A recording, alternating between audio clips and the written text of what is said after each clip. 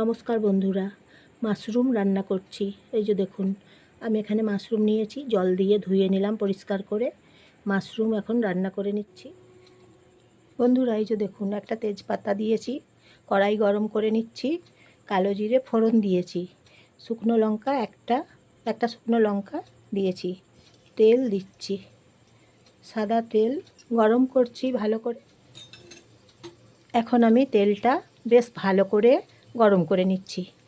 তা এইভাবে মাশরুম রান্না করছি। বন্ধুরা আমি জয়া, আপনারা জয়ার রান্নাঘর থেকে সবাই নমস্কার নেবেন, শুভেচ্ছা নেবেন। মাশরুমের তরকারি রান্না করছি। কেমন হয়েছে বলবেন, একটা লাইক করবেন, একটা সাবস্ক্রাইব করবেন বন্ধুরা, এবং কেমন হয়েছে কমেন্ট করে জানাবেন, এবং শেয়ার করে দেবেন সবাইকে, প্রচুর সবাইকে শেয়ার করে দেবেন, আত্মীয় স্বজনদের সবাইকে শেয়ার করে দেবেন, বন্ধুদের সবাইকে শেয়ার করে দেবেন। মাশরুমগুলো ভেজে নিচ্ছি। এই যে দেখুন,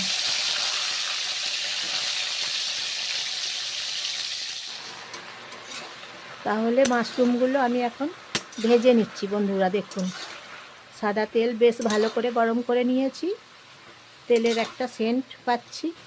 মাশরুমগুলো ভেজে নিচ্ছি এখন এইভাবে। তাহলে আমি দেখুন ভেজে নিচ্ছি মাশরুমগুলো, বেশ ভালো করে ভেজে নিচ্ছি। মাশরুমগুলো প্রথমে ভেজে তারপরে রান্না করে নিচ্ছি। খুব সুস্বাদু তরকারি। এখন হলুদ গুঁড়ো দিচ্ছি এবং লবণ দিচ্ছি। মাশরুমগুলো ভেজে নিচ্ছি, লবণ দিলাম, হলুদ গুঁড়ো দিয়েছি। এখন মাশরুমগুলো আমি ভেজে নিচ্ছি। এখন সামান্য কাঁচা লঙ্কা বেটে দিলাম, দুটো কাঁচা লঙ্কা বেটে দিলাম। নেড়ে চেড়ে নিচ্ছি মাশরুমগুলো। জল বেরিয়েছে, সর্ষের সাদা তেল দিয়ে ভেজে নিয়েছি। ধনে পাতা দিচ্ছি, ধনে পাতাগুলো কেটে নিলাম, জল দিয়ে ধুয়ে পরিষ্কার করে নিলাম।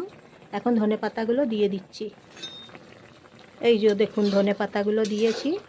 ধনে পাতা দেওয়ার পরে নেড়ে চেড়ে মাশরুমগুলো রান্না করছি। নিরামিষ তরকারি রান্না করছি মাশরুম। এখন দিচ্ছি পনির বাটার মশলা সানরাইজের। এই যে দেখুন দিচ্ছি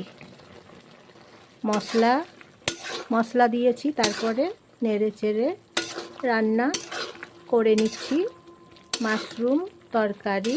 নিরামিষ তরকারি রুটির সঙ্গে, পরোটার সঙ্গে খুব সুন্দর করে খাওয়া যাবে। এইভাবে রান্না করে নিচ্ছি, সেই জন্যে মাশরুম তরকারি রান্না করছি। তাহলে কেমন হয়েছে বলবেন বন্ধুরা, লাইক শেয়ার কমেন্ট করবেন, সাবস্ক্রাইব করবেন। এইভাবে মাশরুম নিরামিষ রান্না করে খাওয়া যায়, দুর্দান্ত ফাটাফাটি স্বাদ একদম। বন্ধুরা এখন সামান্য জল দিলাম।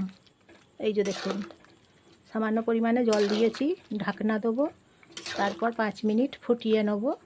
এখন আমি ঢাকনা দিয়ে দেবো, তারপর আবার নামিয়ে নেব, ঢাকনা খুলে নামিয়ে নেব। এখন আমি দিচ্ছি গাওয়া ঘি। এই যে দেখুন বন্ধুরা, 1 চামচ গাওয়া ঘি দিয়ে দিলাম। নিরামিষ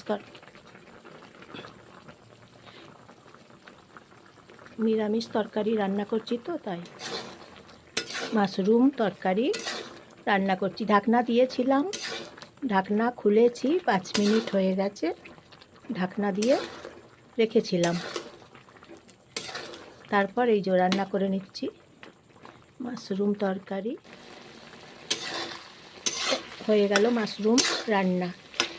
দেখুন বন্ধুরা, নিরামিষ তরকারি মাশরুম তরকারি রান্না করে নিলাম। দারুণ হয়েছে, স্বাদে গন্ধে খুব সুন্দর, অতুলনীয় একদম মাশরুম তরকারি। দেখুন এইভাবে বানিয়ে নিলাম খুব সুন্দর মাশরুম তরকারি।